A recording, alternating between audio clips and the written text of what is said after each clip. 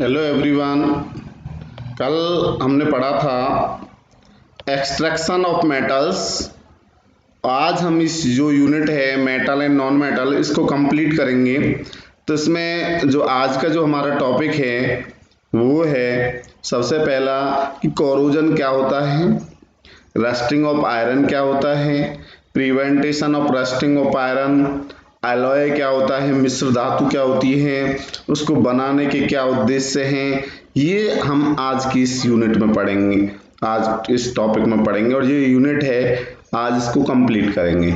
चलिए स्टार्ट करते हैं। कोरोजन कोरोजन क्या है? The eating up of metals, कि जो मेटल्स होती हैं, जो धातुएं होती हैं, उनका ईटिंग अप मतलब वो नष्ट होना by the action of air, moisture और a chemical such as acid on its surface, it is called corrosion. Corrosion of iron is a continuous process, ये एक लगातार चलने वाली प्रक्रिया है which until eat up the whole iron object, जब तक वो कंप्लीट जो मेटल है या जो भी आयरन ऑब्जेक्ट है, लोहे की जो वस्तु है, वो कंप्लीटली डिस्ट्रॉयड नहीं होती। The corrosion of iron it is called rusting. इसी को क्या कहते हैं? जो इसका लोहे का संक्षारण जो होता है, इसी को क्या कहते हैं? रस्टिंग कहते हैं। इसी को जंग लगना कहते हैं। वेन इसमें रस्टिंग ऑफ आयरन में क्या है? When an iron object left, जब उसको कोई भी लोहे की वस्तु है उसको छोड़ दिया जाता है, left in damp air for a considerable time, थोड़े समय के लिए, it gets covered with a red brown flaky substance, तो उस पर क्या होता है? एक लाल रंग की, लाल भूरे रंग की एक परत जम जाती है, जिसे क्या कहते हैं? रस्टिंग ऑफ आयरन कहते हैं। रस्ट जो होता है mainly hydrated iron third oxide होता है, क्योंकि जो लोहा है वो वाटर और ऑक्सीजन के साथ रिएक्ट करके रस्ट बनाता है Fe2O3 इसमें वाटर के कितने भी मॉलिक्यूल्स हो सकते हैं। आगे conditions necessary for rusting of iron, यहाँ पर टू कंडीशंस हैं, दो कंडीशंस हैं are necessary for rusting of iron to take place. Number एक प्रेजेंस ऑफ एयर और नंबर दो प्रेजेंस ऑफ वाटर। यदि ये दोनों कंडीशंस हैं, दोनों कंडीशंस प्रेजेंट हैं, तो ही जंग लग सकता है, तो ही रस्ट लग सकता है। अन्यथा यदि इसके लिए आप क्या कर सकते हैं? कोई भी आप एक्सपेरिमेंट भी कर सकते हैं। आप एक टेस्ट ट्यूब ले लिया, आपने उसमें कुछ आयरन नेल्स डाल दी, उसमें वाटर डाल दिया, उस वाटर में से आपने एयर को सक कर लिया, तो उसमें रस्ट नहीं लगेगा। इसी प्रकार एयर में से आपने, यदि आपने कोई दूसरी टेस्ट ट्यूब ले ली, उसमें आपने आयरन नेल्स डाल दी, उसमें अंदर एयर है, उस एयर में से आपने क्या कर लिया? वाटर को सक कर लिया, तो क्या होगा? उस पे रस्ट नहीं लगेगा। ये दोनों कंडीशंस नेसेसरी हैं, दोनों आवश्यक हैं। किसके लिए? रस्टिंग के लिए, जंग लगने के लिए। सबसे पहली है प्रेजेंस ऑफ एयर और नंबर दो प्रेजेंस ऑफ वाटर। दोनों ही कंडीशंस में रस्ट लग सकता है। यदि इसमें से एक रहेगा, यदि एयर हो तब भी रस्ट नहीं लगेगा, वाटर हो तब भी रस्ट नहीं लगेगा। यदि हमने कोई लोहे की वस्तु को किस में डाल दिया? वाटर में डाल दिया, तो आप ये सोचेंगे इसमें रस्ट लग जाएगा, नहीं लगेगा। क्यों नहीं लगेगा? लेकिन उसके लिए कंडीशंस ये है, उसमें उस वाटर के अंदर एयर प्रेजेंट नहीं होनी चाहिए। यदि उस वाटर के अंदर एयर प्रेजेंट है तो रस्ट लगेगा। यदि उस वाटर में से आपने एयर को सक कर लिया है और उसके बाद उसमें एयर नहीं है, तो उसमें रस्ट नहीं लगेगा। तो ये दोनों कंडीशंस हैं किसके लिए? रस्टिंग ऑफ आयरन के लिए। नंबर एक प्रेजेंस ऑफ एयर और नंबर दो प्रेजेंस ऑफ वाटर। उसके बाद नेक्स्ट है इसमें कि prevention of rusting of iron, कि लोहे को जो प्रिवेंटेशन ऑफ रस्टिंग का मतलब है जंग से कैसे बच सकते हैं, जंग से किसी ऑब्जेक्ट को हम कैसे बचा सकते हैं। तो कॉमन मेथड्स हैं, कुछ सामान्य विधियां हैं of preventing the rusting of iron are given below. Number एक, rusting of iron can be prevented by painting. इसका मतलब है पेंट करके, किसी लोहे पर, लोहे की वस्तु पर यदि आप पेंट करते हैं, पेंट करने का उद्देश्य क्या, हमारा एम क्या है, ऑब्जेक्ट क्या है? हाँ, तो हमारा जो मेन ऑब्जेक्ट है वो क्या है, उसको रस्ट से बचाना होता है, रस्ट से बचाना होता है, जंग से बचाना होता है। इसलिए हम क्या करते हैं, उस पर पेंट करते हैं, क्योंकि पेंट करने से उस पर एक लेयर डिपॉजिट हो जाती है। उस लेयर डिपॉजिट होने के कारण वो किसके, जो आयरन होता है वो किसके संपर्क में नहीं रहता, वो वाटर और एयर के संपर्क में नहीं रहता और उस पर रस्ट नहीं लगता। इसी प्रकार rusting of iron can be prevented by applying grease और ऑयल, उस पर तेल लगाकर या ग्रीस की मतलब एक परत चढ़ाकर, तो आप क्या कर सकते हो, उसको जंग से बचा सकते हैं। इसी प्रकार rusting of iron can be prevented bye galvanisation. Galvanisation का मतलब होता है एक तरह से जैसे जिंक वगैरह की परत हम उस पर चढ़ा दें तो हम क्या करेंगे, उसको जंग से बचा सकते हैं। Rusting of iron can be prevented bye tin plating and chromium plating. Tin plating या क्रोम, जैसे साइकिल का हैंडल वगैरह होता है तो उस पर क्रोमियम की जो लेयर है उसको हम क्या करते हैं, डिपॉजिट करते हैं, तो उससे उसको रस्ट नहीं लगता और वो क्या हो जाता है, बच जाता है।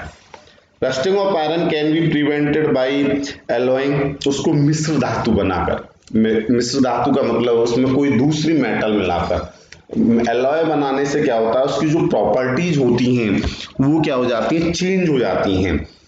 जैसे स्टेनलेस स्टील आपने उसको बना दिया तो उसकी क्या है, प्रॉपर्टीज चेंज हो गई। प्रॉपर्टीज चेंज हो जाएंगी तो अपने आप ही वो क्या होगा, रस्ट से बच जाएगा।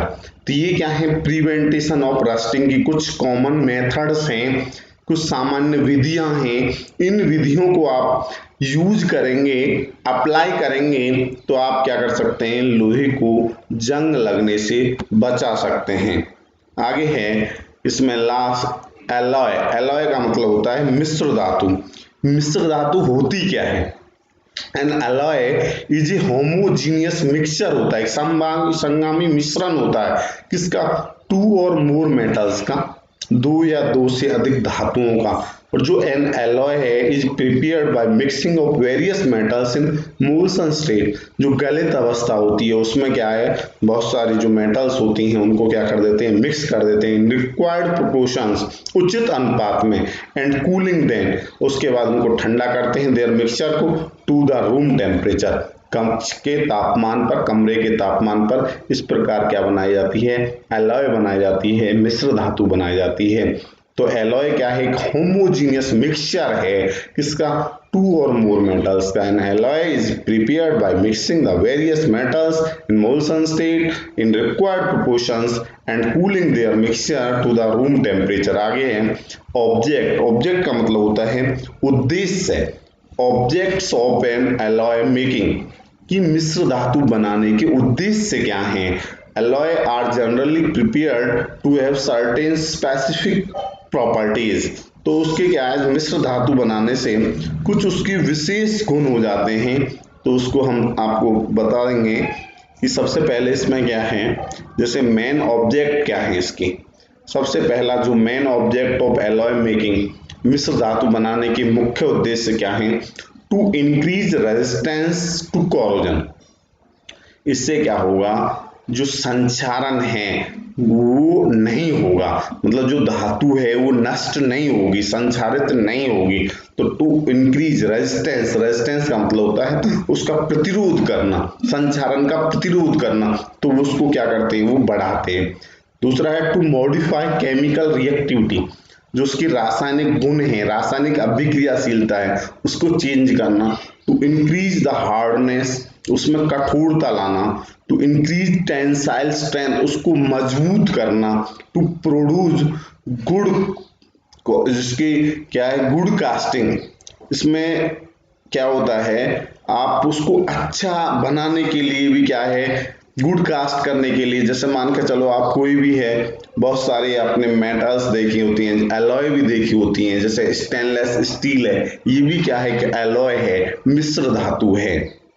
To lower the melting point, उसके मेल्टिंग पॉइंट को क्या करने के लिए, कम करने के लिए। तो ये क्या है, उद्देश्य हैं कि किस चीज के, मिश्र धातु बनाने के। आगे हैं सम इम्पोर्टेंट एलॉय भी दे रखे हैं यहाँ पर।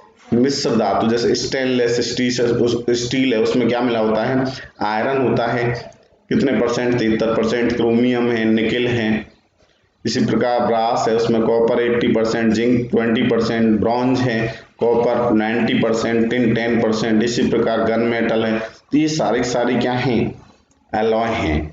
आगे लास्ट इसमें अमलगम क्या होता है, amalgam are the homogeneous mixture of a metal and mercury.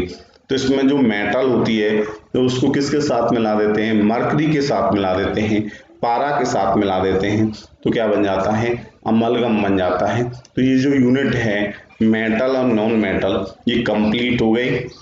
इसमें सबसे पहले कि मेटल क्या होती हैं, नॉन मेटल क्या होती हैं, मेटल की फिजिकल प्रॉपर्टीज क्या हैं, नॉन मेटल की फिजिकल प्रॉपर्टीज क्या हैं, फिर मेटल की केमिकल प्रॉपर्टीज क्या हैं, नॉन मेटल की केमिकल प्रॉपर्टीज क्या हैं, उसके बाद uses of metal and uses of non metal. उसके बाद हमने पढ़ा है कि आयन क्या होते हैं, आयन के बाद हमने पढ़ा है कैटायन क्या होते हैं, दो टाइप के आयन होते हैं, एनायन और कैटायन। और उसके बाद हमने पढ़ा है इसमें formation of cation and formation of anion. और उसके बाद types of chemical bonds, chemical bond क्या होता है कि जो फोर्स होता है जो लिंक्स करता है एटम्स को of A molecules in A molecule, वो क्या कहलाता है, वो केमिकल बॉन्ड कहलाता है। फोर्स जो बल होता है जिसके द्वारा वो जो एटम्स होते हैं उनको क्या करता है, आपस में जोड़ता है। उसके बाद हमने इसके टाइप्स भी पढ़े थे बॉन्ड के, केमिकल बॉन्ड के। इसमें एक आयनिक होता है,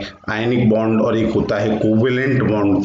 और उसके बाद हमने पढ़ा है अक्रेंस ऑफ मेटल क्या है, और अक्रेंस ऑफ मेटल के बाद हमने पढ़ा है एक्सट्रैक्शन ऑफ मेटल्स कि धातुओं का निष्कर्षण कैसे किया जाता है।